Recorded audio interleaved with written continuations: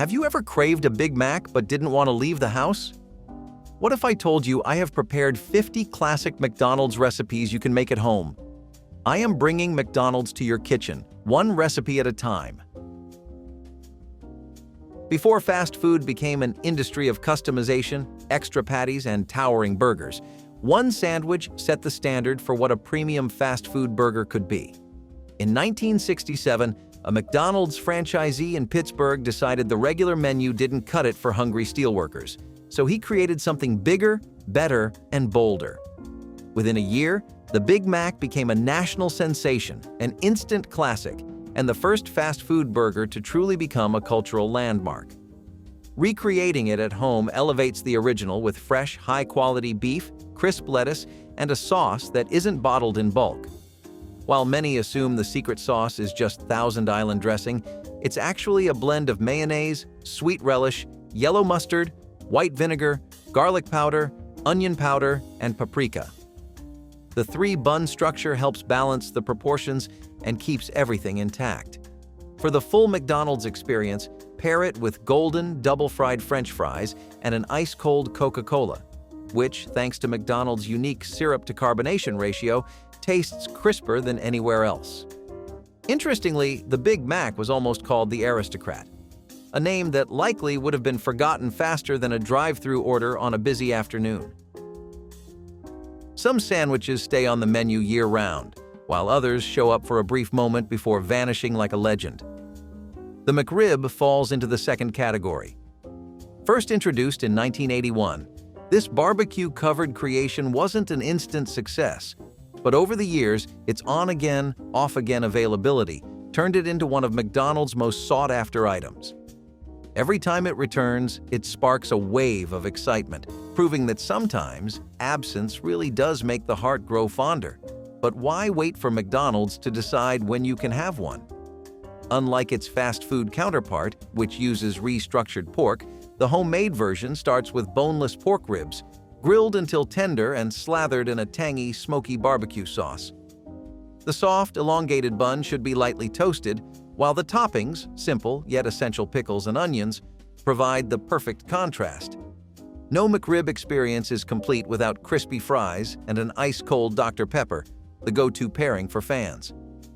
The McRib's creation was a response to Chicken McNugget shortages in the early 1980s.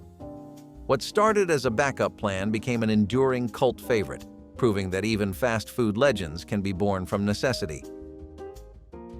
Before the 1980s, McDonald's had burgers, fries, and shakes, but no chicken.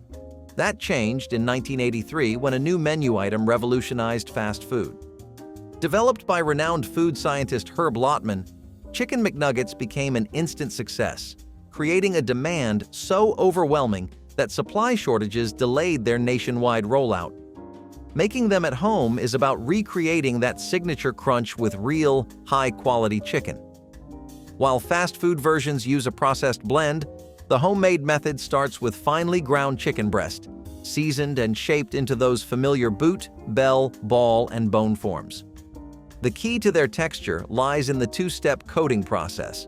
First, a thin, wet batter locks in moisture, then a thicker tempura-style batter creates that light, crispy exterior. A McNugget is only as good as what you dip it in, and McDonald's has some of the most recognizable sauces in fast food history. Classic choices include tangy barbecue, honey mustard, and sweet and sour, but homemade versions allow for customization.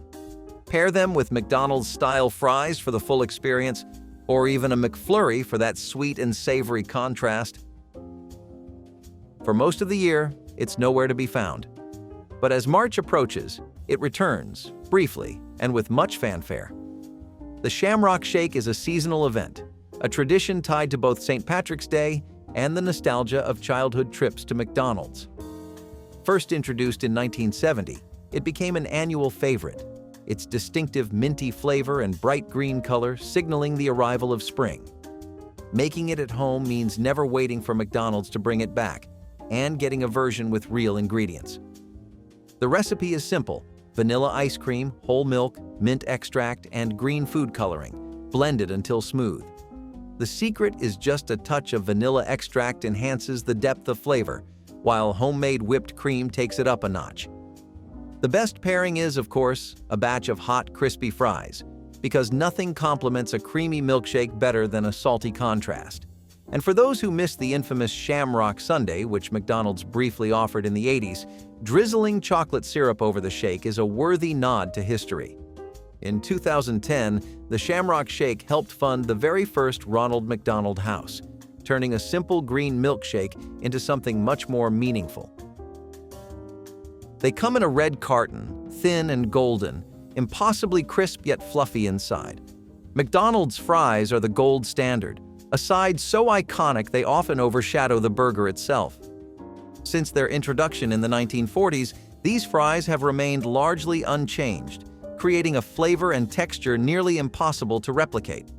The secret is a method refined over decades, with a little history behind it. The key steps for recreating them at home are russet potatoes, cut thin, soaked in cold water to remove excess starch, then blanched in hot oil before being fried again at a higher temperature. It's this double frying method that creates the signature texture, and while today's fries use a blend of vegetable oils, McDonald's originally fried them in beef tallow, giving them a richer, deeper flavor, something you can still replicate by using beef fat for frying. The best way to enjoy them? Paired with a Big Mac, dipped in a Shamrock Shake, or eaten straight from the tray before you even leave the parking lot. Interestingly, McDonald's once experimented with curly fries and onion nuggets, but nothing ever came close to the classic. Some things just don't need changing. Before the 1970s, fast food belonged to lunch and dinner. Breakfast was a sit-down affair, not something you grabbed on the go. But one California McDonald's operator saw an opportunity. Inspired by Eggs Benedict, Herb Peterson created a sandwich that could be eaten with one hand, the Egg McMuffin. By 1975, it became the first item in McDonald's new breakfast lineup, changing the fast food industry forever. Making it at home allows you to use fresh ingredients and perform a perfect execution. The key is a butter-toasted English muffin, a freshly cracked egg cooked in a ring mold, a slice of Canadian bacon, and real American cheese. The secret to McDonald's signature round egg is a simple metal ring and a splash of water to steam the top. Unlike the original, a homemade version lets you control the egg's doneness and the bacon's crispness. Paired with hash browns and a hot coffee, it's the full McDonald's breakfast experience, minus the drive-thru. And while it may seem like a simple sandwich, it paved the way for the entire fast food breakfast industry, which now accounts for nearly a quarter of McDonald's total sales. Not bad for a meal that started as an experiment in a single Santa Barbara kitchen. Fast food breakfast had always been about eggs, cheese, and meat tucked between a biscuit or muffin. But in 2003, McDonald's changed the game by introducing something no one saw coming: a sandwich with pancakes for buns. What sets it apart isn't just the pancake bun, it's the hidden pockets of maple syrup baked inside. Replicating it at home means fresh, fluffy pancakes infused with maple flavor, sandwiching a sausage patty, egg, and melted cheese. The trick? A few drops of syrup on a hot pan before pouring the batter, allowing it to caramelize into those signature pockets. Unlike the original, a homemade McGriddle lets you control the sweetness, adjust the portion size, and skip the artificial preservatives. Pair it with crispy hash browns and a steaming cup of coffee for the ultimate breakfast combination. And while it may seem like a modern idea, McDonald's actually filed the patent for syrup-infused pancakes in 1999, 4 years before the sandwich ever hit the menu. A fast food breakfast built like a full diner plate in one bite, the McGriddle proves that sometimes the best ideas come from thinking outside the bun. In the late 1980s, McDonald's wanted a slice of the pizza market. The idea was bold: fast food pizza served alongside burgers and fries. It launched in select locations, promising a quick, family-friendly alternative to traditional pizzerias. But there was one problem. It wasn't actually fast. Even with specialized ovens, McDonald's pizza took up to 11 minutes to cook, an eternity in the world of drive-through service. By the late 90s, the McPizza quietly disappeared from most locations, living on only in the memories of those who got to try it. But while McDonald's moved on, nostalgia never faded. Making it at home really brings back a piece of fast food history. The dough was soft but slightly crispy on the edges. The sauce was mildly sweet. And the toppings? Classic pepperoni, mozzarella, and a dusting of Italian seasoning. A home oven gets the job done in far less than 11 minutes, and unlike the original, there's no need to settle for just one topping. Best served with McDonald's-style fries and an ice-cold Coke, it's a reminder of the time McDonald's thought it could take on the pizza giants. Today, only one U.S. location in Orlando still serves it, but in your kitchen, it can live forever. Fast food and seafood don't always mix, but in the early 1990s, McDonald's decided to test the waters. The McLobster roll was introduced in select coastal locations, New England, Canada, and a few scattered spots in the Midwest. It wasn't a national sensation, but for those who lived near the ocean, it became a regional summertime tradition. Fresh lobster, a lightly toasted bun, and a creamy dressing. It was McDonald's take on an East Coast classic. Why make it at home? Because McDonald's doesn't serve it everywhere, and when they do, it's seasonal. A homemade version allows you to use real, high-quality lobster instead of the smaller portions used in fast food. The recipe is simple: chilled lobster meat, light mayonnaise, a squeeze of lemon juice, a sprinkle of celery salt, and just a touch of fresh parsley, all tucked inside a buttery, split-top bun. The key is in keeping it simple. No overpowering ingredients, just fresh flavors. Pair it with crinkle-cut fries and a cold lemonade for the full summer experience. And while McDonald's still brings the McLobster back occasionally in Canada, in the US, it's nearly extinct. But just because it vanished from the menu doesn't mean it has to disappear from the table. In 1995, a McDonald's manager in Canada had a simple idea: soft serve, blended with crushed candy. It wasn't groundbreaking, but it was an instant hit. The McFlurry quickly spread across menus worldwide, becoming a staple of late-night fast food runs and childhood memories alike. What set it apart wasn't just the mix-ins. It was the unique hollow spoon, designed to double as a blending tool. The base for making it at home is simple: soft vanilla ice cream blended with crushed Oreos, M&Ms, or Reese's. The trick lies in slightly softened ice cream, which makes mixing easier without melting too fast. Unlike the original, a homemade version allows for extra toppings, real dairy, and no risk of a broken McDonald's machine. Pair it with hot, salty fries for the ultimate sweet and savory contrast. And for those who remember the Rolo McFlurry, which disappeared from US menus years ago, caramel and chocolate chips recreate that classic flavor. Despite its popularity, the McFlurry was once banned in Germany due to concerns about the spoon's hollow design trapping small animals. McDonald's was built on burgers, but in 1962, one Cincinnati franchisee saw a problem. His Catholic customers weren't eating meat on Fridays. Enter the Filet-O-Fish, a simple sandwich that not only solved the issue but became a permanent menu item. Today, it remains a Lenten tradition, though it has always been one of McDonald's more polarizing offerings. Love it or hate it, the sandwich has stood the test of time.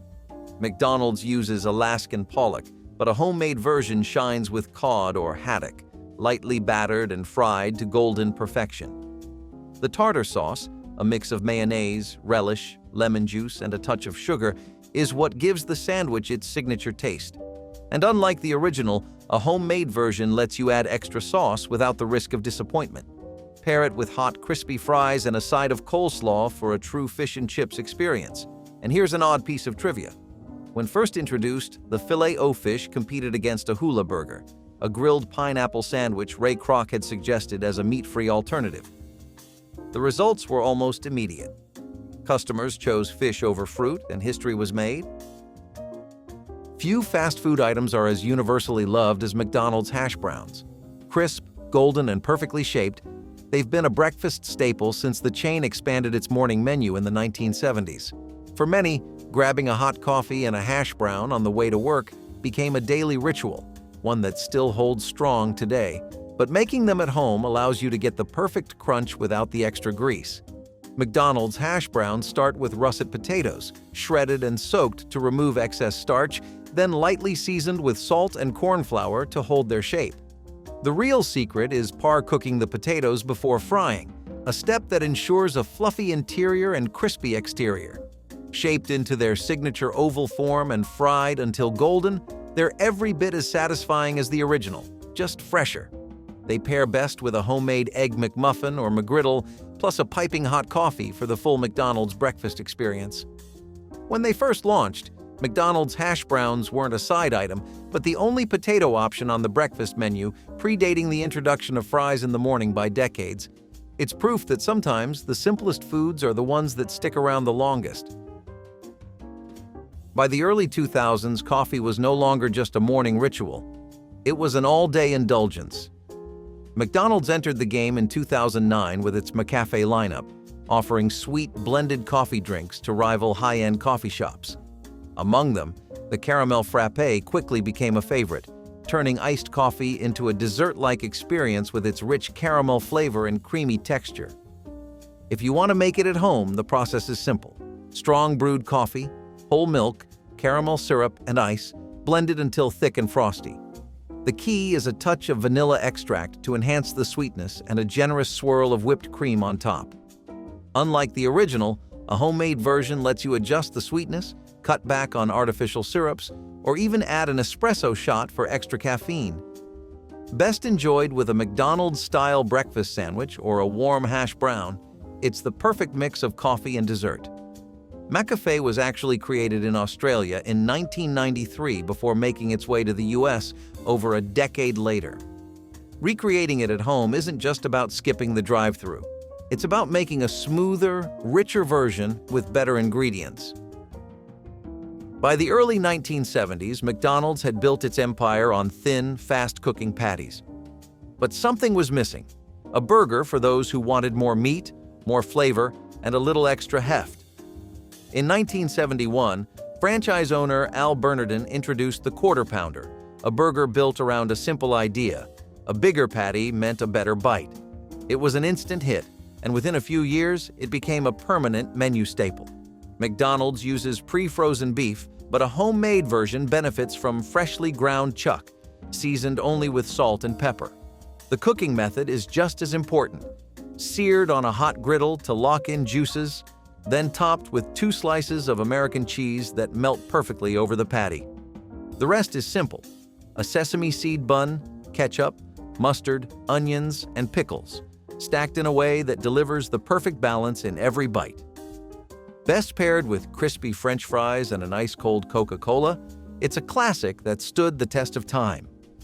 The Quarter Pounder was the first McDonald's burger to highlight its patty size in the name, proving that sometimes bigger really is better. For generations, breakfast was a slow, sit-down meal, something to be enjoyed at home with a fresh pot of coffee. But as the fast food industry expanded, McDonald's saw an opportunity to make mornings faster without sacrificing comfort food. Enter hotcakes with syrup, a no-fuss diner-style breakfast that became a staple of the McDonald's morning menu in the 1970s. Served with butter and a generous drizzle of syrup, it quickly became a nostalgic favorite for families on the go. Recreating it at home gives you an opportunity to make a fluffier, more flavorful version without the artificial preservatives. The secret is a batter rich in buttermilk, eggs, and a touch of vanilla, cooked on a buttered griddle for golden edges and a soft center. McDonald's hotcakes have a slightly sweet, almost cake-like texture, which can be replicated by adding a bit of sugar to the batter. Best paired with crispy hash browns and a fresh cup of coffee, it's a simple meal that delivers pure breakfast nostalgia. McDonald's hotcake syrup isn't maple-based, but a blend of corn syrup and flavoring, meaning a homemade version with real maple syrup is an instant upgrade. Some classics deserve a little extra attention. By the late 1970s, McDonald's had already changed breakfast with the Egg McMuffin, but one thing was missing: a Southern-style biscuit to rival diner and homemade breakfasts. The sausage biscuit debuted nationwide in 1986, bringing flaky, buttery biscuits and savory sausage together in a simple but satisfying sandwich. For many, it became the go-to choice for a no-fuss, grab-and-go morning meal. McDonald's uses a pre-made mix, but a homemade version starts with flour, butter, baking powder, and buttermilk, folded just enough to create layers that bake up soft on the inside and golden on the outside. The sausage needs to be made of seasoned ground pork, shaped and cooked until crisp around the edges. The secret to the perfect bite lies in a warm biscuit that's soft enough to hold, but sturdy enough to keep the sausage in place without crumbling. Pair it with crispy hash browns and a hot coffee for the full McDonald's breakfast experience. Before biscuits became a nationwide staple, McDonald's tested them exclusively in the South, where they quickly became so popular that a nationwide rollout became inevitable. By the mid-1990s, McDonald's had spent decades perfecting fast food for kids and families. But what about adults? In 1996, the company tried something bold, a gourmet burger designed for a more sophisticated palate. It was called the Arch Deluxe, and McDonald's spent over $100 million marketing it as a premium alternative to the Big Mac. The gamble didn't pay off, and within a few years, it quietly disappeared. But for those who remember, it remains one of the most intriguing lost menu items. Bringing it back at home is about recreating a burger that actually lived up to its gourmet promise. The patty was larger than a standard McDonald's burger, seared for extra flavor, and topped with crisp lettuce, tomato, bacon, and a signature mustard mayo sauce. The bun was a soft potato roll that added a slightly sweeter contrast to the savory ingredients. The secret to the sauce lies in a mix of mayonnaise, Dijon mustard, lemon juice, and black pepper, simple but unexpectedly rich. Best paired with McDonald's-style fries and a thick milkshake, it was a burger ahead of its time. And here's a fun fact. Despite its failure in the US, the Arch Deluxe found surprising success in certain international markets, proving that sometimes a comeback just needs the right audience. Not every fast food item has to be bold, complex, or over the top. Sometimes, simplicity is what makes something iconic. Since the early days of McDonald's, the vanilla cone has been a menu staple, unchanged, unpretentious, and always satisfying. A swirl of smooth, creamy, soft serve perched in a light, crisp wafer cone. It's the kind of treat that's been enjoyed by generations. Making it at home allows you to get that perfect soft serve texture without a commercial ice cream machine. The key is to make a base of whole milk, heavy cream, sugar, and vanilla extract, churned slowly to create a light, airy consistency. While a traditional ice cream maker works best, a hand-mixed version frozen in layers can mimic the effect surprisingly well. McDonald's originally sold soft serve in cups only, until cones were introduced to make the treat more portable. No flashy toppings, no elaborate flavors, just pure vanilla, a crisp cone, and a reminder of why some classics never go out of style. It pairs effortlessly with just about anything, from salty fries to a rich chocolate shake. But it also stands alone. Proof that sometimes, the simplest desserts are the most memorable. For decades, McDonald's sundaes were a go-to treat, simple, satisfying, and a perfect balance of creamy and fruity. The strawberry sundae stood out with its vibrant red sauce, poured generously over soft serve and topped with a swirl of whipped cream. It was the kind of dessert that didn't need gimmicks, just real flavor, a refreshing tartness, and a nostalgic appeal.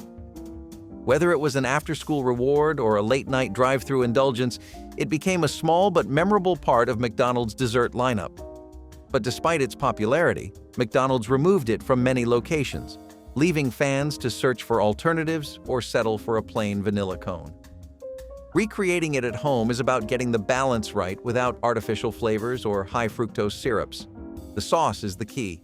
Fresh strawberries, sugar, and lemon juice simmered down until thick and glossy, creating a rich, naturally sweet topping. Unlike the fast food version, a homemade take allows for more fruit, less sugar, and a depth of flavor that enhances both the sweetness and the tanginess. Best enjoyed with a crisp apple pie, a warm chocolate chip cookie, or even a salty side of fries, it's a nostalgic throwback to the days when sundaes were a McDonald's staple. McDonald's sundaes were once served with packets of chopped peanuts, a tradition that quietly disappeared over the years, making way for a simpler, more streamlined dessert. McDonald's has always been about quick, affordable comfort food, and few menu items fit that description better than the double cheeseburger. While it never reached the legendary status of the Big Mac, it quietly became a fan favorite, offering a little more than the standard cheeseburger without the complexity of extra buns and special sauce. First introduced in the 1970s, it was designed for those who wanted more meat without upgrading to a quarter pounder. Recreating it at home means better beef, better cheese, and no shortcuts. The original uses 2 thin beef patties, seared on a griddle with just salt and pepper, stacked with 2 slices of American cheese, ketchup, mustard, pickles, and rehydrated onions on a classic McDonald's bun. A homemade version benefits from freshly ground chuck, real diced onions, and a toasted bun for added texture. Best enjoyed with crispy French fries and an ice-cold Coke, it's a straightforward meal that never disappoints. For years, the double cheeseburger was McDonald's most affordable burger until rising costs led to the creation of the McDouble, a nearly identical version with only 1 slice of cheese. A small change, but for fast food fans, a difference worth debating. Not every McDonald's item needs to be a towering burger or a deep-fried indulgence. In 2006, McDonald's introduced the Snack Wrap, a smaller, lighter alternative that quickly gained a devoted following. Designed as an on-the-go meal, it featured crispy or grilled chicken, shredded lettuce, cheese, and ranch or honey mustard, all wrapped in a soft tortilla. It was simple, satisfying, and, most importantly, easy to eat with one hand. Making it at home brings back a discontinued favorite without compromise. McDonald's used frozen, breaded chicken tenders, but a homemade version benefits from freshly fried or grilled chicken breast, lightly seasoned for extra flavor. The tortilla should be soft yet sturdy, and the toppings, lettuce, shredded cheddar, and a drizzle of ranch, kept simple. Unlike the original, a homemade version allows for extra chicken, real cheese, and a dressing that isn't mass-produced. Best paired with McDonald's-style fries and an iced tea, it's a reminder that sometimes the simplest menu items leave the biggest impact. The Snack Wrap was discontinued in the US in 2016, but it remains popular in other countries, proving that not every great idea disappears everywhere. McDonald's had already mastered bite-sized chicken with McNuggets, but in 2002, they introduced something different: Chicken Selects. Larger, crispier, and marketed as a more premium alternative, they were McDonald's answer to fast food chicken strips. They quickly gained a loyal following but never reached the same nostalgic status as McNuggets. By 2013, they disappeared from most locations, only making brief reappearances over the years. Unlike McNuggets, which use a processed blend, Chicken Selects featured whole cuts of white meat, coated in a seasoned, extra crispy breading. The key to the texture? A buttermilk soak for tenderness, followed by a double dredge in seasoned flour and breadcrumbs for that signature crunch. Fried to golden perfection, they're juicier and crispier than anything frozen. They pair best with McDonald's-style fries and a homemade honey mustard or ranch dip, 2 of the classic Selects sauces. Chicken Selects were marketed as a grown-up alternative to McNuggets, but their biggest fans were still kids. Turns out sometimes all people want is a bigger McNugget, even if it comes with a fancier name. Fast food was never known for salads, but in 2000, McDonald's tried to change that with a unique twist: McSalad Shakers. Instead of a traditional bowl, these salads came packed in a clear, portable cup, designed to be shaken with dressing for an even mix. It was fast food's attempt at making salads fun. Despite their convenience, they lasted only a few years before disappearing from the menu by 2003. McSalad Shakers came in 3 varieties: Caesar, Chef, and Garden, each with chopped lettuce, shredded cheese, and bite-sized toppings. The homemade version keeps the concept but elevates it with crisp romaine, real grilled chicken, and a dressing made without preservatives. The trick? A large cup with a lid. Just add the ingredients, pour in the dressing, and shake until everything is perfectly coated. Best paired with a McDonald's-style iced tea or a side of apple slices, it's a reminder of a time when McDonald's experimented with healthier options, but still made them fun. McSalad Shakers were one of the first fast food salads to be marketed toward younger customers, proving that even salads can have a gimmick. McDonald's built its reputation on burgers and fries, but in the early 2000s, the chain made a push toward healthier alternatives. One of the more notable additions was the fruit and yogurt parfait, a layered mix of creamy yogurt, strawberries, blueberries, and granola.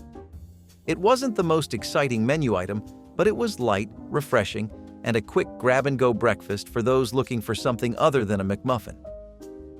The base for a homemade version is simple: Greek yogurt for creaminess, real strawberries and blueberries for natural sweetness, and a crunchy granola topping.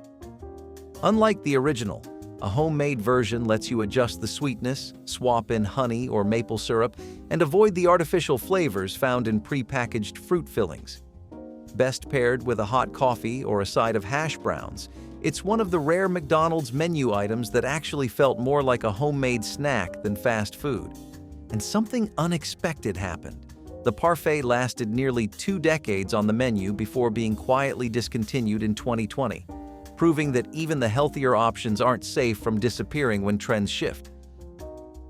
By the late 1970s, McDonald's had already perfected beef, but chicken was still a work in progress. The McChicken first appeared in 1980, but it wasn't an instant hit. With the overwhelming success of McNuggets, it was pulled from the menu, only to return in 1988 as a more affordable alternative to premium chicken sandwiches. While it never reached the cult status of the Big Mac or McNuggets, it became a reliable, no-frills favorite. Recreating it at home is about using better quality ingredients without sacrificing that signature fast food crunch. The patty is simple: seasoned ground chicken, shaped into a thin, oval form, then coated in a crispy breadcrumb mixture and fried to golden perfection. The key to the texture is a light breading that stays crunchy without overpowering the meat. The rest is classic: shredded iceberg lettuce, mayonnaise, and a soft sandwich bun, a combination that works because of its simplicity. Best paired with hot, salty fries and an ice-cold Coke, the McChicken has remained a menu staple for decades. While it's often seen as McDonald's budget chicken sandwich, it actually predates both the McNuggets and the premium chicken options. If you thought 3,000 was a big number, you'll lose your head over hearing 32.6 million Happy Meal fitness trackers in 2016. Man, when I tell you this was a pain in every sense of the word, trust me. After all, even 1 million recalls is a top 5 worst-case scenario for any company. We're talking 30 times that, at least. As you all know, despite the relationship we have built up with McDonald's over the years as a source of comfort food, that food is only good for relaxation and nothing else. McDonald's has played a pretty influential role in public health, but not in a good way overall. That does count as bad press, though, and despite the age-old adage, that isn't always a good thing. McDonald's has tried to elevate its image as a spreader of obesity and higher cholesterol rates for a long while, and the fitness trackers were only the latest addition in the pipeline to a cleaner, greener image, though how they plan to keep that up and still serve mass-produced burgers is beyond me. These bands were known as the Step It bands, and they were sold widely in the United States as part of a Happy Meal toy. They were meant to help kids get more active, but they actually ended up causing skin issues because of the material. 70+ complaints put them on the radar of the Consumer Product Safety Commission, and as a result, almost every band sold was recalled. Maybe if they just put a bit more effort into quality testing before giving it the green light. If you have a bit of a sharper eye, you might notice the problem with a lot of the toys we talk about.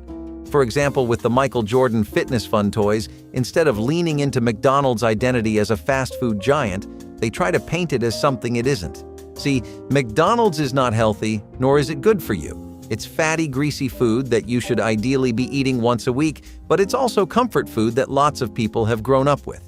When they launched the Michael Jordan Fitness Fun toys as part of some of their earliest partnership deals with professional athletes, they tried to move away from that image. McDonald's was getting decent flack for encouraging horrible diet habits in children, so it wanted to partner up with the face of fitness itself at the time. Its idea was a bad jump rope, a really funky watch, and a frisbee with Jordan's face. Introduced in the late 1970s, McDonald's chopped beef steak sandwich targeted adult diners looking for a more sophisticated dining option within the fast food sector. This sandwich consisted of a long hamburger-style beefsteak on a toasted deluxe bun, topped with onions and steak sauce, available exclusively after 4 p.m. as part of McDonald's dinner menu. Despite its unique appeal and attempt to offer a higher-end product, it failed to gain significant traction among consumers. The specialized preparation required did not align with McDonald's operational focus on speed and efficiency, leading to its discontinuation as McDonald's shifted its emphasis back to core menu items like burgers and fries, which guaranteed quicker service and broader appeal. Hand-peeled, sliced, and cooked to perfection, Kitty Clover potato chips were an incredible all-or-nothing gamble by the owner of Kitty Clover Herald. He would prepare the chips himself and deliver them out of a room, and with only $150 to his name, he began his company with just a peeler, a slicer, a few bags, and a stapler. Even the name and logo were a very early version of what they would eventually be, but this company rose from very humble beginnings to the top of the pile, all thanks to its genuinely delicious potato chips. Harold at one point had to trade 40% of his business just to make the deliveries, but it all paid off when he got his first store at South 24th on Pierce Street, and by 1952 they had their own chip-making facility in Omaha. From just a small room to being the world's largest producing potato chip company until 1987, that sure is one success story everyone would like to hear. They even had their own strain of Idaho potatoes, which would be delivered personally to the brand. Let's get into all of McDonald's dirty laundry. This story starts all the way in Timaru, a peaceful island in New Zealand, where the local youth enjoys gorging on a spectacular side from Ronald known as All Chicken McBites. Now, I know you're familiar with stuff like Hot Shots, which honestly adds that comfortable munching factor to any good fast food meal, but this one ended up almost being a nationwide enabler of salmonella.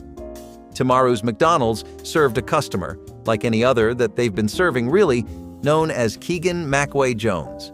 Mr. Jones excitedly went over to the nearest McDonald's, hoping to get more of the same goodness he's always been enjoying, just like the millions of other people that trust the Big Mac machine to keep churning out safe, affordable, and appetizing fast food. We've all been there, right?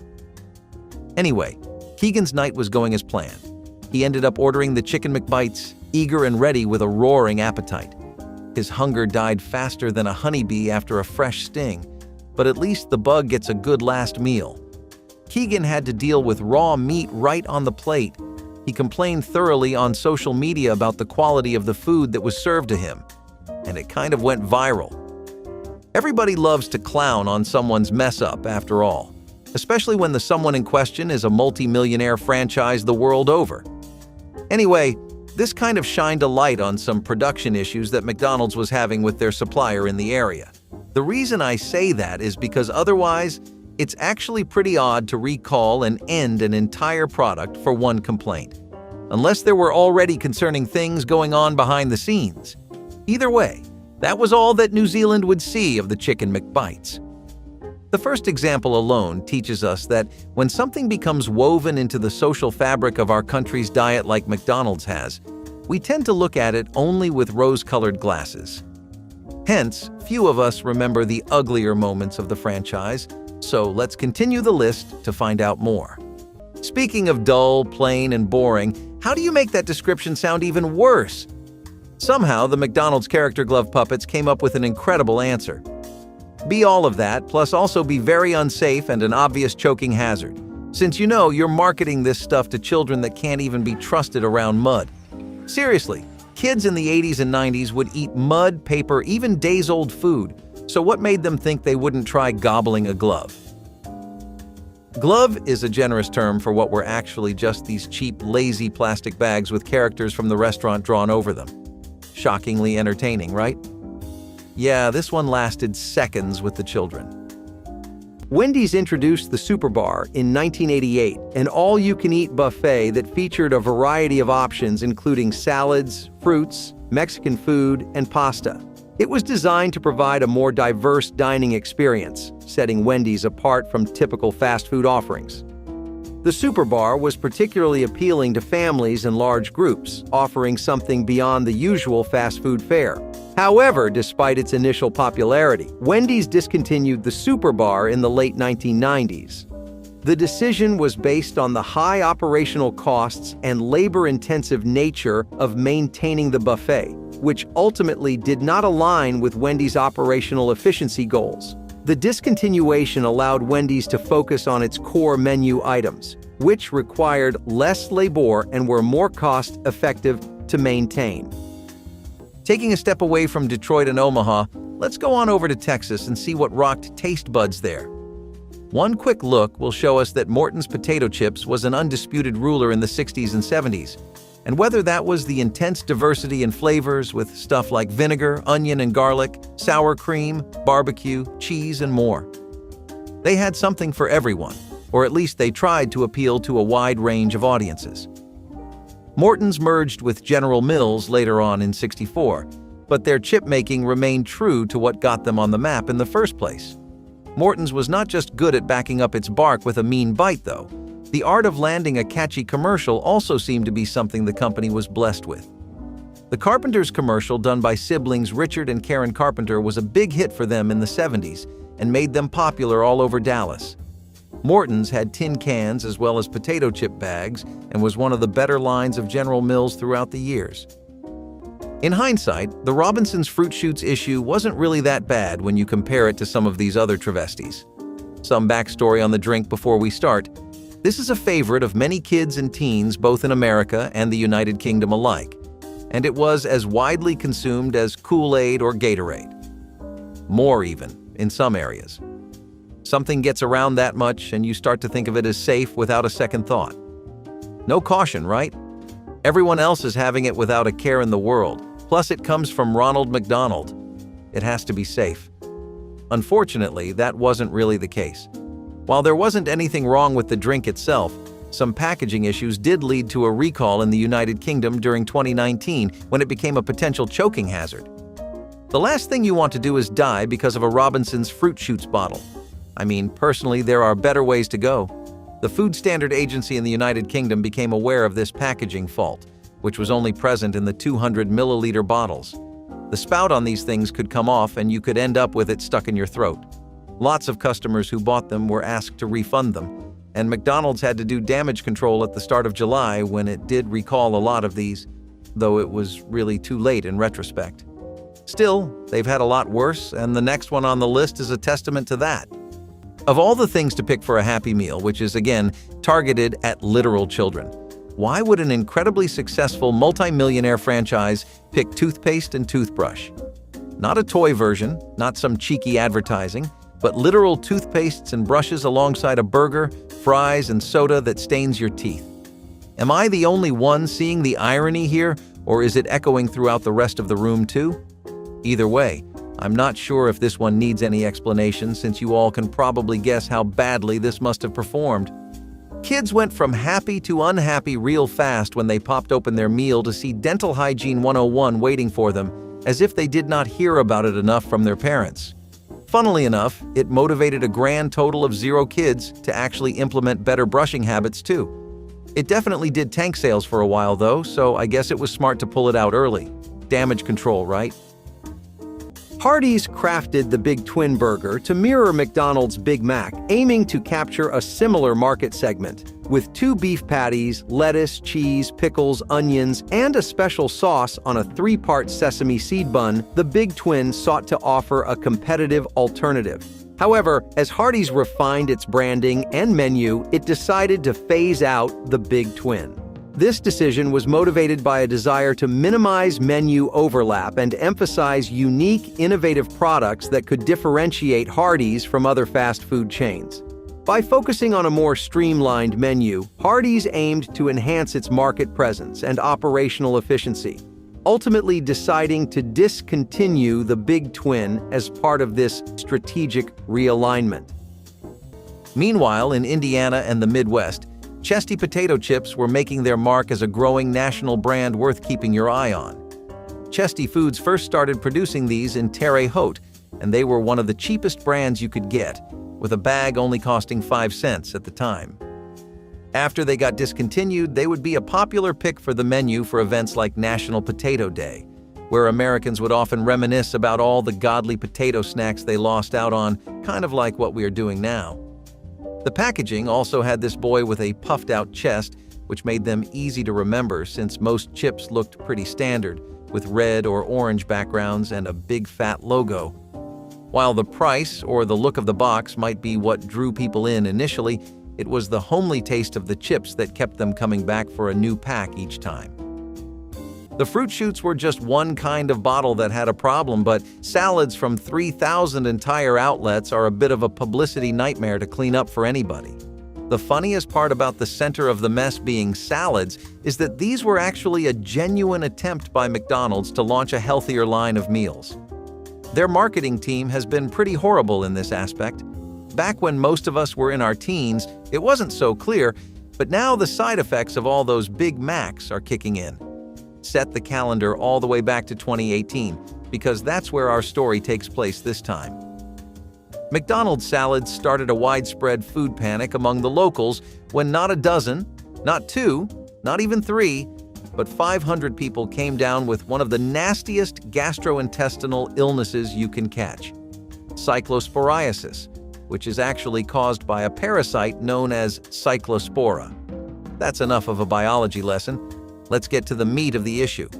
The rundown on this is basically that the effects are an incredible amount of nausea, like I'm talking the kind you get after the worst hangover of your life: vomiting, diarrhea, stomach pain, enough to make grown men crawl. It's just not a good time. 24 out of those 500 ended up being hospitalized. And if there was any silver lining to this sadness, then it was that the cases people caught were mild and not severe, like the 24 that ended up booking it to the emergency room. Thanks to the Illinois and Iowa health departments and their fast work, next to godliness, I tell you, they found out that the romaine lettuce and carrots the salads had were causing the issue. From the Midwest to the Pacific, in at least 14 states, McDonald's stopped the selling of these items and had to recall them. They also ditched Fresh Express, who was their supplier. Not the healthiest salad you've had, right? Another pretty early take on striking that fine line between quirky, advertisable, appealing, and fun for children were the Camp McDonaldland Camp Gear toys. Now, to be fair, that is a hard line to walk, but these people didn't even attempt to. Whatever was going on inside the creative room, the day these were given the green light is beyond me, and probably beyond you too. See, when you're a kid, the last thing that gets you jumping out of your chair in excitement is the prospect of gardening. You can probably tell that they missed the mark badly with the target audience for this one, because not only was the idea inherently unattractive, but the execution was too. These were just plastic toys, small ones, like a shove, bucket, and a plower, alongside your usual Happy Meal. Kids got bored extra fast, and the camping gear did not last long at all. Burger King's Chicken Cordon Bleu sandwich combined a crispy chicken fillet with ham and Swiss cheese, topped with a mayonnaise-based sauce on a sesame seed bun. It frequently appeared as a limited-time offering designed to add a gourmet twist to Burger King's fast food menu. Its unique combination of chicken and ham made this sandwich particularly distinctive on the menu. However, its complexity and the time needed for preparation led to its eventual removal as Burger King moved to streamline their menu for faster service and simpler kitchen operations. The goal was to enhance efficiency and consistency across locations, prioritizing items that could be quickly and easily prepared. The tater twists, on the other hand, were a marvel completely unique that people had not thought of before. You have heard of curly fries, but these took the twirly aspect to an entirely new level. It was like eating a skewer kebab made out of thin, spiraling fried potato chips, and it felt just as good as that description makes it sound. With the right dressing or dip, such as sour cream, some cheese, and more chives than you would normally have, these tater twists bordered on becoming an actual appetizer. They just were that good, and we are not sure if the taste was the selling point or the sensation of crunching those whirls of fried potato. Either way, they sold more than a few dollars and were incredibly addictive throughout the 60s. Speaking of McDonald's sides, they really don't hit the same way without those iconic dips, do they? They've really rolled out some great ones over the years, and in 2021, we got the sweet and sour. I know you go just as crazy for barbecue and hot mustard, all the classic flavors we've grown up with, but we gotta keep an open mind for new ideas too, right? Hey, most of the people welcomed it with open arms, and they were glad they did so too. The sauce was a hit. Suddenly, the right way to have a nugget was to have it drenched in sweet and sour dip. If you don't believe me, just check their dipping sauce rankings. The dip toots its own horn, proudly sitting in 4th place. It beats out some dips that have been around since the 90s, man. That's how you know you have a real winner on your hands. That is, unless you were in Ireland in November 2021. Why were you denied the glory of a wondrous sweet and sour dip, completing that savory flavor profile, escorting you to food heaven with every bite? In November, McDonald's decided to pull their new showstopper from the Irish market entirely. The company had this one batch that used mustard in the manufacturing, though the sauce is made of syrup, water, spirit vinegar, soy sauce, and apricot puree. Turns out, this gave it a false expiry date, and it ended up being a potential public health risk to people who were allergic to mustard. As a result, it had to be recalled in heavy numbers, some of the largest the company has ever seen. The next thing we're going to move on to is the Ronald McDonald sunglasses. In hindsight, this should work. It's Ronald McDonald, it's merch that comes alongside a burger and fries, plus it's a collectible. So by all means, the goopy goblin brain that dominates the mindset of your average 5-year-old should have been pleased.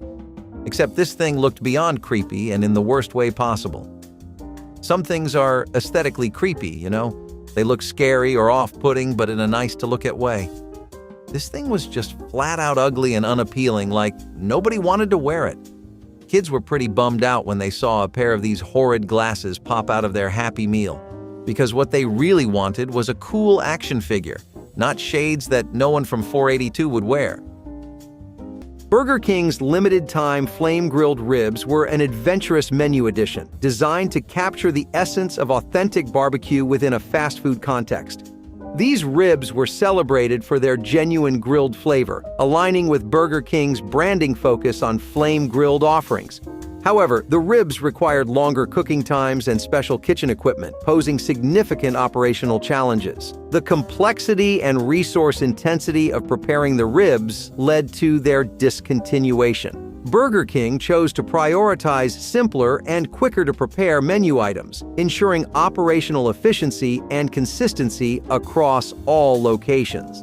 This shift towards less complex offerings was crucial for maintaining the chain's fast service standards. Chipsters was like a mix between Fritos and Takis, and it was pretty popular in the 1970s. It was one of the few chips that came in a box at the time, but it competed with any other brand on the market like Oniums or Potato Crisps. They were lighter than most chips you could usually find while also being French puffed and crispier, so it was easy for them to build a lot of goodwill with customers right off the bat.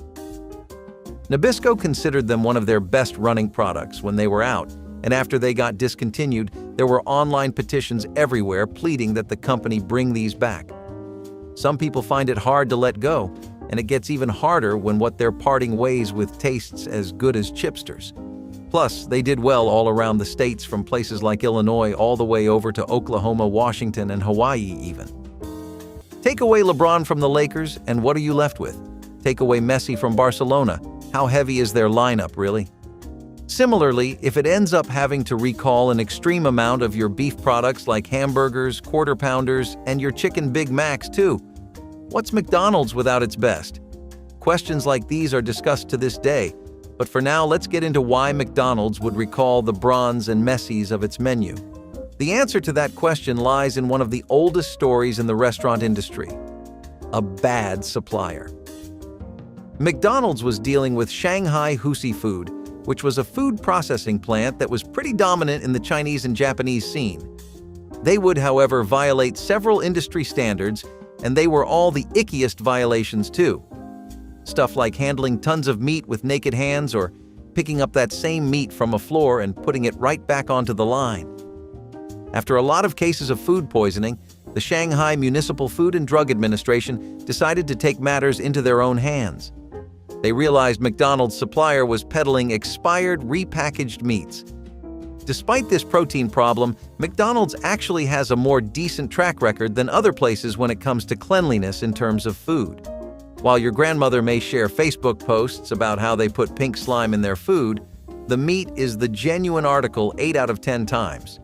This is one of those rare too where it'll send you to the toilet. Needless to say, that was the end of Shanghai's days. But McDonald's stopped selling nuggets and beef products in 500 stores in Japan. It also got rid of any chicken products in central China, and their sales went down by 7.4% following the fiasco.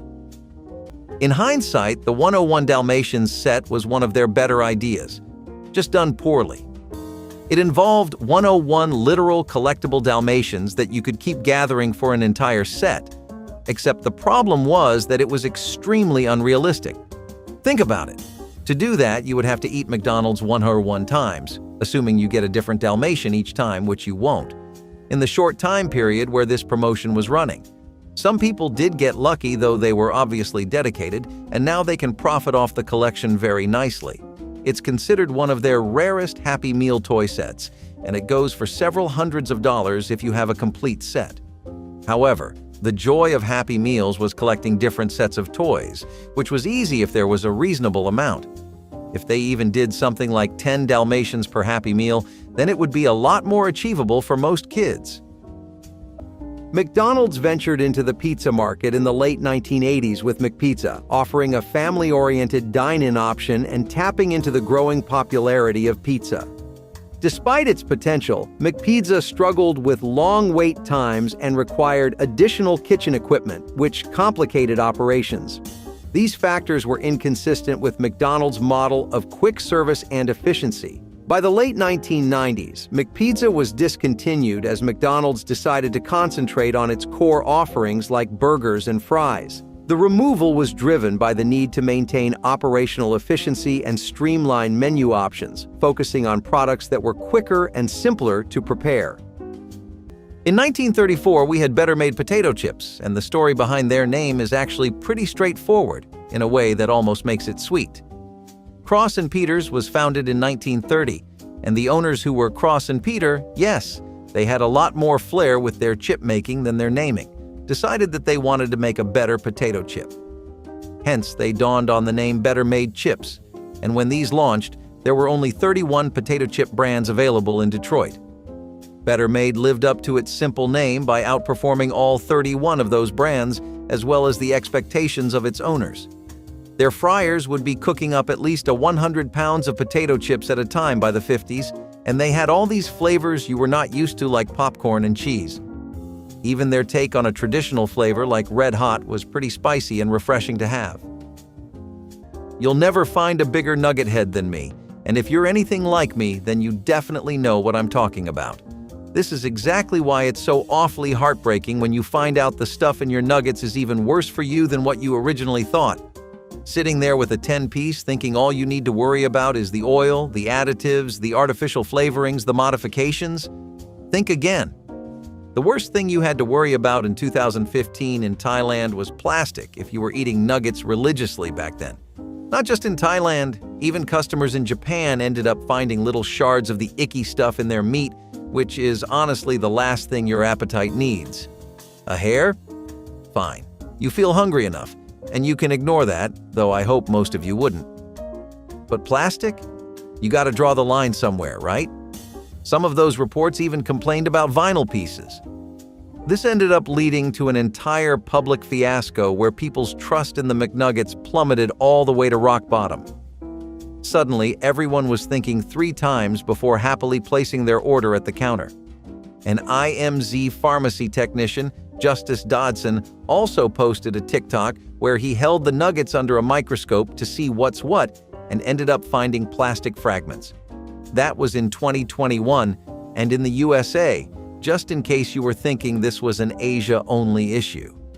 Despite how they try to be transparent with their customer base in response to criticisms such as, "We don't even know what they put in the stuff."